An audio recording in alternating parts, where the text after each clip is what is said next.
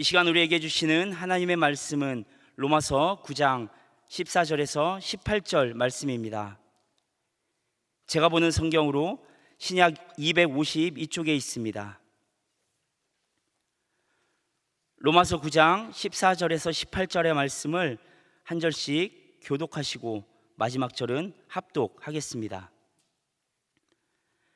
그런즉 우리가 무슨 말을 하리요? 하나님께 불의가 있느냐? 그럴 수 없느니라.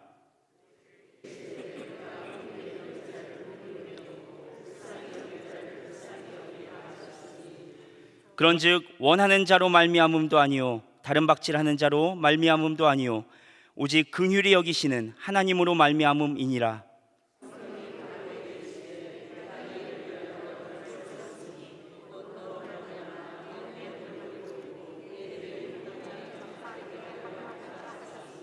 합독하겠습니다. 그런즉 하나님께서 하고자 하시는 자를 긍휼히 여기시고 하고자 하시는 자를 완악하게 하시느니라. 아멘. 살아오면서 인생 가운데 큰 충격을 줬던 일들 또는 인생의 전환점이 되었던 일들 한두 개 정도는 다들 있으실 거라 생각됩니다. 저도 물론 많은 일들을 겪으면서 살아가고 있습니다. 인생의 큰 충격, 인생의 전환점 이렇게 이야기를 하니 큰 사건들 또 크고 무거운 일들이 먼저 떠오르시겠지만 지금은 좀 가벼운 이야기를 해보려고 합니다. 저에게는 핸드폰이 그런 여러 충격적인 사건들 중에 하나였습니다. 핸드폰은 이제 쓰지 않는 사람을 찾아볼 수 없을 정도로 우리 생활의 필수품을 넘어서 이제는 일상생활 자체가 된 것 같습니다. 저도 물론 깨어있는 시간 동안 이 핸드폰을 항상 가지고 다닙니다. 사실 이제 핸드폰은 우리 삶에서 뗄래야 뗄 수 없는 관계가 되지 않았습니까? 핸드폰은 이미 통화의 수단으로서만 사용된다는 것을 넘어선 지 오래되었습니다. 스마트폰이라고 불리는 이 녀석은 정말 모든 것을 할 수 있는 것처럼 보여집니다. 그런데 우리가 이 스마트폰을 사용한 지가 이제 고작 10년 조금 넘었습니다. 저도 처음으로 스마트폰을 사용한 게 2010년인 것으로 기억되는데요. 미국 애플이라는 회사의 아이폰 3라는 모델이 우리나라에 들어왔을 때쯤입니다. 그때 그걸 샀는데 저는 사실 핸드폰을 바꿀 생각이 없었거든요. 지금의 제 아내, 그때는 연애를 하고 있었을 텐데 이분께서 같이 바꾸자고 하는 거예요. 그래서 사긴 했는데 사실 저는 그때 쓰던 핸드폰도 바꾼 지 얼마 안 됐을 때거든요. 위약금도 내야 되고 아깝기도 한데 바꾸자고 하니 바꿨습니다. 이 반강제로 산 이 스마트폰이라는 게 사고 보니 저에게는 정말 충격적인 물건이었습니다. 이 스마트폰이라는 것을 처음 만져보는 거잖아요. 핸드폰을 켰는데 아이디가 없으면 핸드폰이 안 켜지는 거예요. 세상에. 애플 아이디 만드는 데만 1시간이 넘게 걸렸습니다. 지금 생각하면 뭐가 그렇게 어려웠나 싶은데 그때는 그렇게 어려웠습니다. 어찌어찌 아이디를 만들고 이제 카카오톡을 받아야 된다고 해서 깔았는데 이게 또 신세계 아닙니까? 원래는 문자 한 통에 30원 내야 됐잖아요. 그래서 매달 문자비만 3만 원, 5만 원. 저는 별로 인기가 없어서 그렇게 나왔는데 또 인기 많은 친구들은 문자비만 10만 원씩 나오고 막 그랬거든요. 그런데 문자가 공짜래요. 이게 무슨 의미냐면 그전까지는 문자에 단답이 어디 있습니까? 다 돈인데 전송할 수 있는 최대한의 글자 수를 꽉 채워서 보내야 하는 거잖아요. 그런데 이제 그렇게 하지 않아도 되는 거죠. 야, 전송. 왜? 전송. 뭐해? 전송. 그냥 있어. 이게 되는 거예요. 이거 문자로 보내면 저 100원, 상대방 100원, 벌써 200원이잖아요. 어쨌든 이게 공짜, 정말 충격적인 신세계를 경험했습니다. 지금은 문자가 공짜인 게 이상하지 않습니다. 오히려 돈 내라고 하면 저 통신사가 망하려고 작정했구나 생각하겠죠. 하나의 예로 이 문자 메시지를 들었지만 이 스마트폰이라는 것이 우리 삶에 가져온 변화가 정말 어마어마하지 않습니까? 그런데 이런 어마어마한 변화도 시간이 지나니 그렇게 신기하고 충격적이었던 일들이 당연한 일상이 되어버렸습니다. 지금 사용하는 스마트폰의 기능은 10년 전과는 비교할 수 없이 좋아졌지만 이제 새 폰을 사도 별 감흥도 없고 신기하지도 않습니다. 익숙해져 버린 것이죠. 이런 일들이 우리 일상 가운데 비일비재하게 일어나고 있습니다. 큰 충격을 주고 심지어 우리의 삶을 엄청나게 바꾼 사건일지라도 시간이 지나면 무뎌지고 잊혀지고 당연한 것이 되어버리는 일 말입니다. 그런데 여러분, 사실 이런 핸드폰은 아무것도 아니잖아요. 잊어도 그만인 별거 아닌 사소한 일 아니겠습니까? 그런데 우리의 문제는 이런 우리의 삶 가운데 하나님의 은혜 역시 스쳐 지나가는 하나의 사건으로 여겨진다는 데 있습니다. 우리가 은혜를 받았습니다. 그러고 나니 내가 좀 변한 것 같기도 합니다. 신앙 안에서 열정도 생기고 이전처럼 살면 안 된다는 것 같은 마음도 들지 않습니까? 그러면 대부분의 사람들이 찾기 시작합니다. 내가 하나님을 위해 무엇을 해야 할까? 내가 하나님을 위해 어떻게 해야 할까? 조금 더 나아간다면 내가 어떻게 살아가는 것이 하나님이 원하시는 길이고 하나님의 뜻인 걸까? 고민하고 생각합니다. 그렇게 찾아 헤매는 중에 혹시라도 하나님의 뜻을 발견한다면 너무나 다행인데 우리는 대부분 그렇지 못하지요.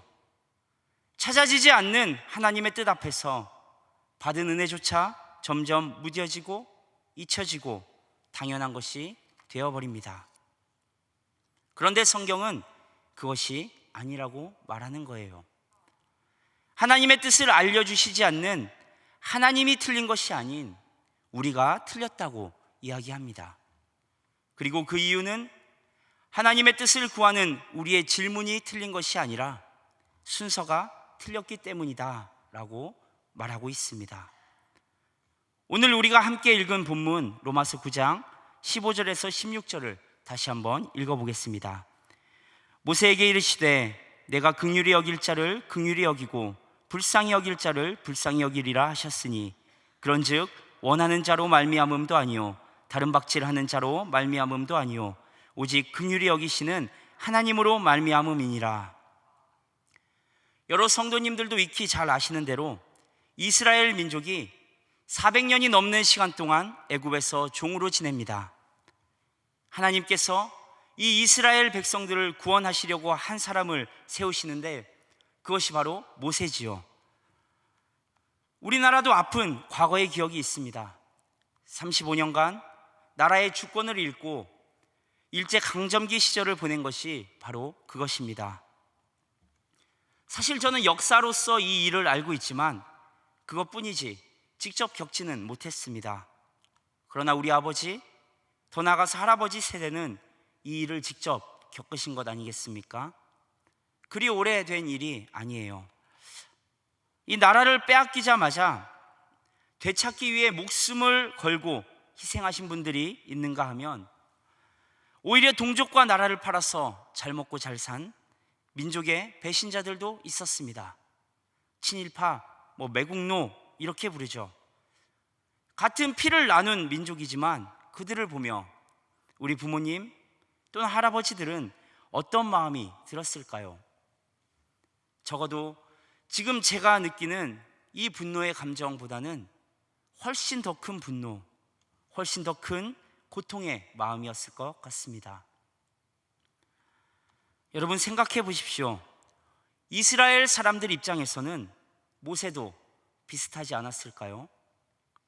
물론 자의로 나라를 버린 것은 아니었고 또 자기 민족을 구하겠다면서 애굽 병사를 죽이기도 했습니다.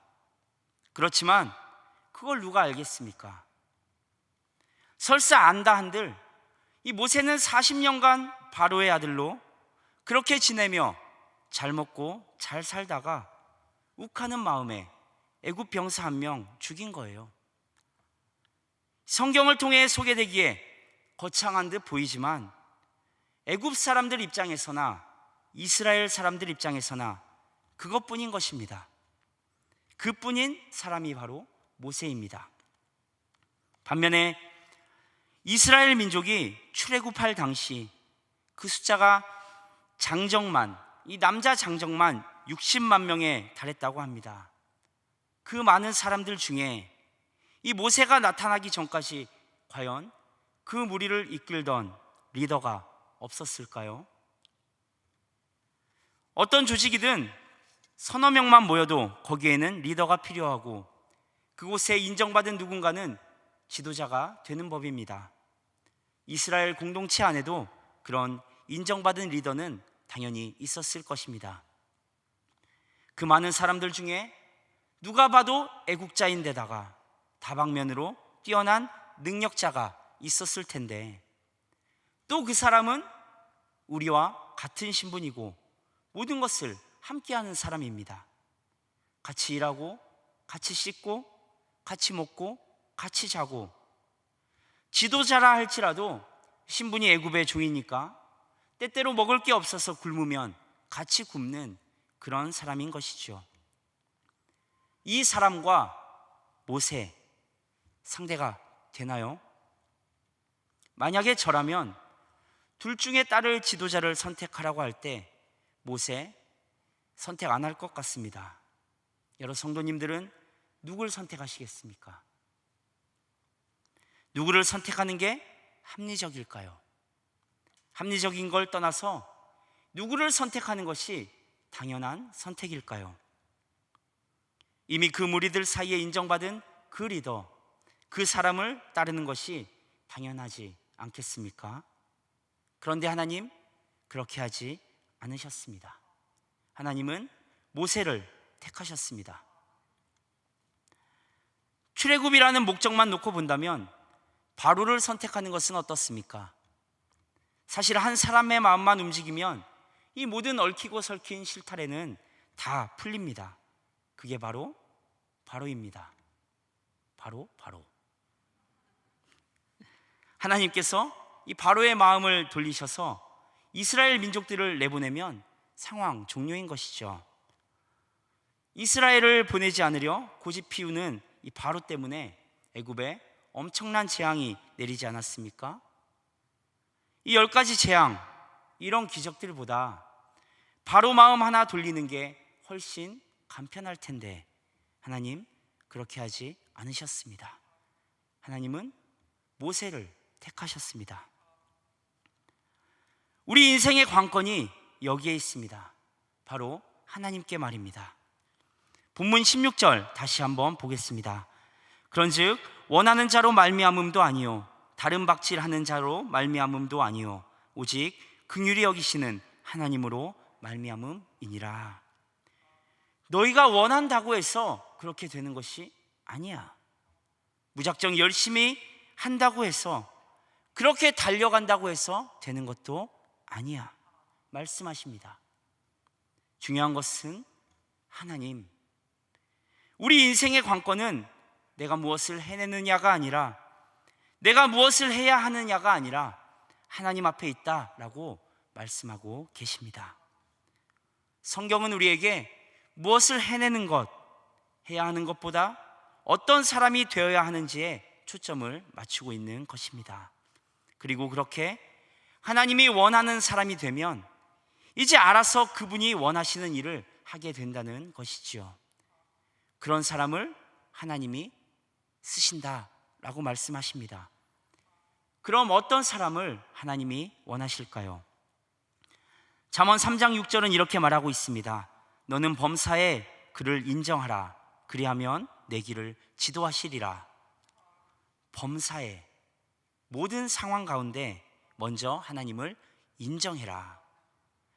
이 인정한다는 것이 단순히 우리의 지식으로 또 우리의 입으로 우리의 생각으로 하나님 우리 삶의 주인이십니다 라는 것을 고백한다는 것이 아닙니다. 하나님 제 삶의 주관자십니다, 인정하십니다, 이런 차원이 아니라는 것입니다. 이 인정하다라는 것은 지식적인 암보다는 이해하고 체험하고 경험하고 친숙해지고 또 통달해지는 것을 말하는 거거든요. 이게 어떤 관계입니까? 단순히 아는 것을 넘어서서 훨씬 친밀하고 가까운 인격적인 관계를 말하는 것입니다. 그렇다면 이렇게 읽을 수 있지 않을까요? 너는 너의 삶의 모든 영역에서 하나님을 이해해라, 하나님을 체험해라, 하나님을 경험하고 그분과 친밀해지고 더 나아가서 하나님에 대해 통달해라. 그렇게 할 때 너의 길을 하나님께서 지도하실 것이다. 우리는 기도하잖아요. 하나님, 길을 알려주십시오. 제가 걸어가는 이 길이 하나님의 뜻입니까? 여전히 잠잠한 하나님 앞에 때로는 답답하기도 하고, 때로는 따져보고도 싶고, 심지어 다 포기하고 내 마음대로 살아볼까 하는 생각을 할 때도 있습니다. 어떤 모양이든 하나님의 뜻대로 살고자 하는 열망이 우리 안에 있다는 것입니다. 그런데 왜 깜깜하고 보이지 않나요? 순서가 바뀌어서 그렇습니다. 길을 걷는 것보다 우리 삶 가운데 먼저 하나님을 인정하는 것이 우선 되어야 합니다. 그럴 때 우리의 길을 지도해 주신다 말씀하십니다. 그럼 어떻게 지도하실까요? 이 지도하신다는 것이 이렇게 해라 저렇게 해라, 왼쪽 오른쪽, 그 직장은 맞아, 그 사람은 아니야, 뭐 이렇게 지시하는 것이 아니라 하나님께서 너의 길을 올곧게 하실 것이다 라는 뜻이거든요. 너의 길을 평탄하게 하실 것이다, 평온하게 하실 것이다, 네가 걸어가는 길을 옳게 여겨주실 것이다 라는 뜻입니다. 하나님께서 우리의 삶 가운데 증인이 되어주실 것이다 라는 뜻이에요. 우리에게 어떤 곤란하거나 어려운 일이 닥쳐왔을 때 나를 변호해주고 증인될 사람이 옆에 있다면 얼마나 든든하겠습니까? 이 사람은 그럴 사람이 아니야, 이 사람은 그 일을 하지 않았어, 누군가가 나를 그렇게 증명해 준다면 힘이 되지 않겠습니까? 또는 좋은 일이나 내가 세운 어떤 업적 앞에서도 마찬가지입니다. 증인이 되어주는 누군가가 나의 삶을 증명해 준다면 같은 일이라도 가치가 더해지는 것입니다. 누가 우리의 증인이 되어주신다고 하셨습니까?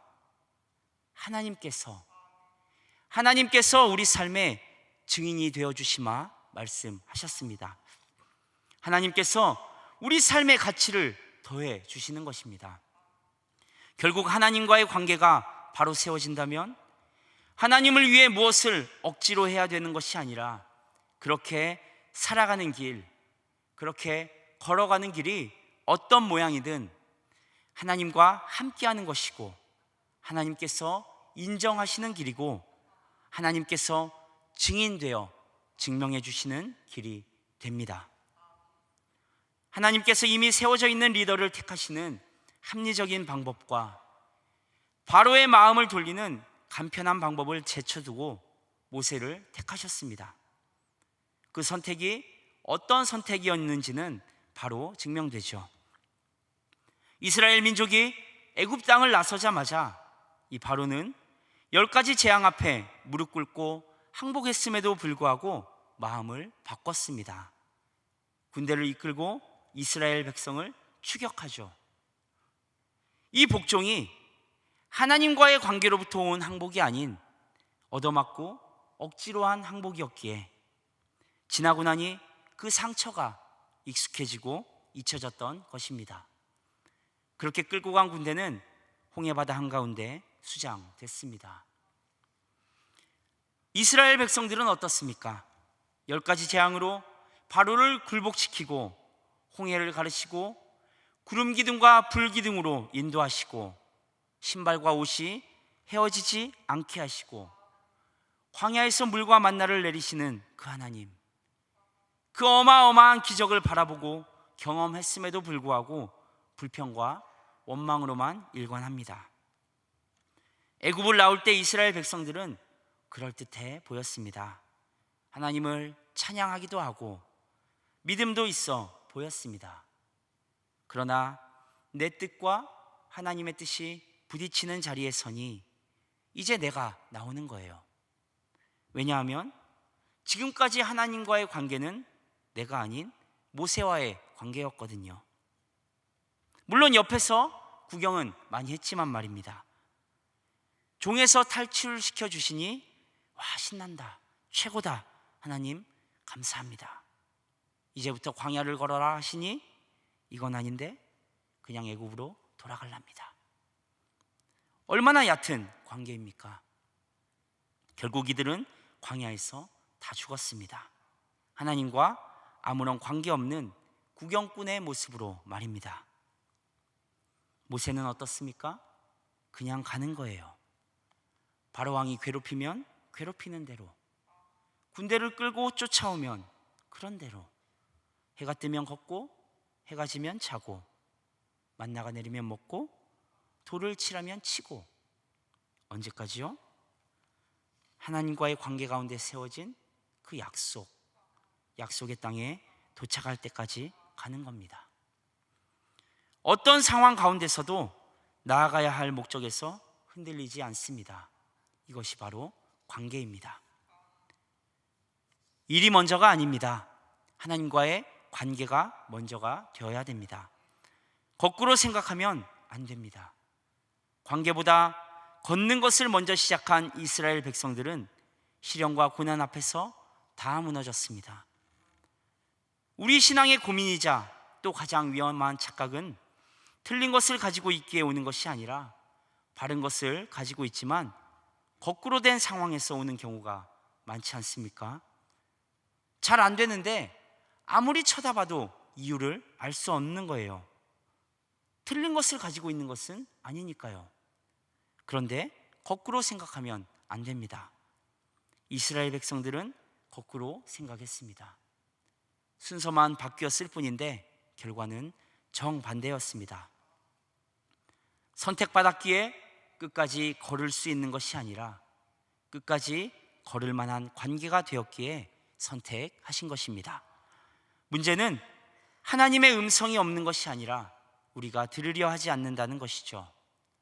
하나님의 은혜가 줄어들고 끊어진 것이 아니라 우리가 그 은혜에 무뎌지고 익숙해진 것이 문제입니다. 그래서 우리의 삶 가운데 먼저 하나님과의 관계를 철저하게 체질화해야 합니다. 우리 삶의 모든 영역에서 생각과 계획이 말씀으로 세워져야 합니다. 그 생각을 또다시 말씀으로 점검하는 것이 우리의 일상이 되는 것, 이것이 말씀으로의 체질화라고 할 수 있습니다. 그리고 이 말씀으로의 생각과 말씀으로의 점검은 부분이 아닌 전철의 말씀으로 되어야 되는 것이죠. 말씀을 사모하고 점검하지만 부분으로의 말씀만 붙잡는다면 나는 분명 말씀 안에 서 있는 것 같은데 사실은 말씀 밖에 서 있는 것과 다를 바 없는 것입니다. 요셉 이야기를 통해 도전받고 요셉처럼 쓰임받고자 하는 마음은 누구나 가질 수 있지만 거기서 끝나면 안 된다는 것이죠. 하나님께서는 그런 축복도 해주시지만 요셉에게 하신 것처럼 나를 훈련시키기도 하신다는 것, 또 우리 인생 가운데 축복뿐만이 아니라 고난도 함께 찾아온다는 것을 인정하고 믿어야 한다는 것입니다. 모세를 택하셔서 민족의 지도자로 삼으셨지만 그 전에 모세를 깨뜨리신 미디안 광야에서의 40년도 우리는 기억해야 한다는 것입니다. 이걸 잊으면 우리의 신앙과 삶은 혼란에 빠집니다. 난 분명 말씀 안에 살고 있는데 왜 이런 어려움들이 찾아오는 거지? 난 매일 말씀 묵상하는데 왜 내가 묵상한 것과는 항상 다른 것들만 내 인생에 나타나는 것이지? 부분만 붙잡고 있는 신앙의 실상은 말씀 밖에 있는 것과 다를 바 없는 것입니다. 우리 삶의 기준이 그래서 말씀으로 세워져야 합니다. 미루고 좀 더 쉽고 편한 길을 찾으려 아무리 두리번거려도 찾을 수 없습니다. 우리 안에 들어온 말씀을 통해 우리의 삶이 비춰지고 점검될 때 그것으로 우리의 인생의 가치관이 뒤바뀌게 되는 것입니다. 하나님처럼 생각하면 그렇게 행동하기 위해 또 애쓰지 않겠습니까? 하나님의 뜻으로 우리 가치관이 세워진다면 우리가 하나님의 일을 하게 되지 않겠습니까? 본문 18절입니다.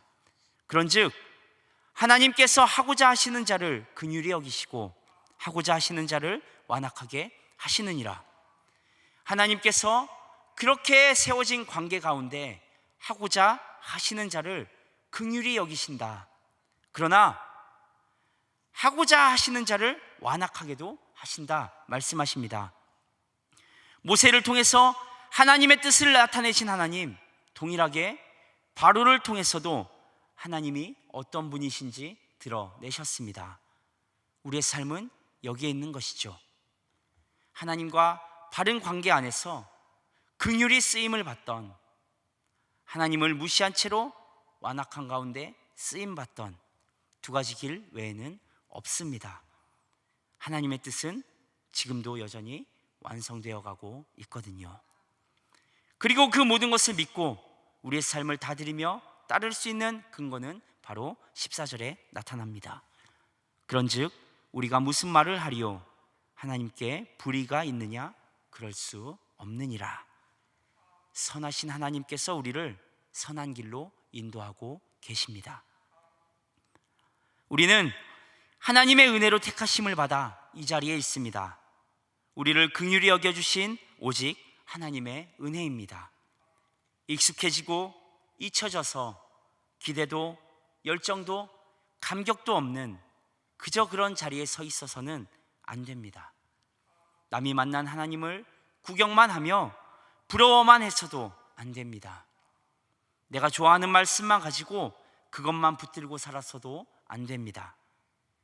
하나님과의 깊은 관계 가운데 나아가야 합니다. 이 관계 없이 행해지는 우리의 모든 사역들, 모든 봉사들, 모든 직분, 모든 열정들은 우리를 지치게 하고 교만하게 하고 넘어지게 하는 이유가 될 뿐인 것이죠. 하나님과의 깊은 관계를 위한 삶을 통해 우리는 은혜 가운데 거하게 되고 그제서야 하나님께 신뢰받는 도구로 쓰임받게 될 것입니다. 하나님이 쓰시고자 하실 때 완악함이 아닌 긍휼 가운데 선택되어지는 우리 모두가 되길 바랍니다. 기도하겠습니다. 하나님 아버지, 우리의 삶의 관건이 오직 하나님께 있음을 고백합니다. 내 생각으로, 내 욕심으로, 내 게으름으로 인해 하나님의 뜻에서 멀어지지 않게 도와주시고 날마다 하나님과의 깊은 관계 가운데 하나님과 가장 가까운 곳까지 나아가는 우리들 되게 하여 주옵소서. 예수 그리스도의 이름으로 기도드리옵나이다. 아멘.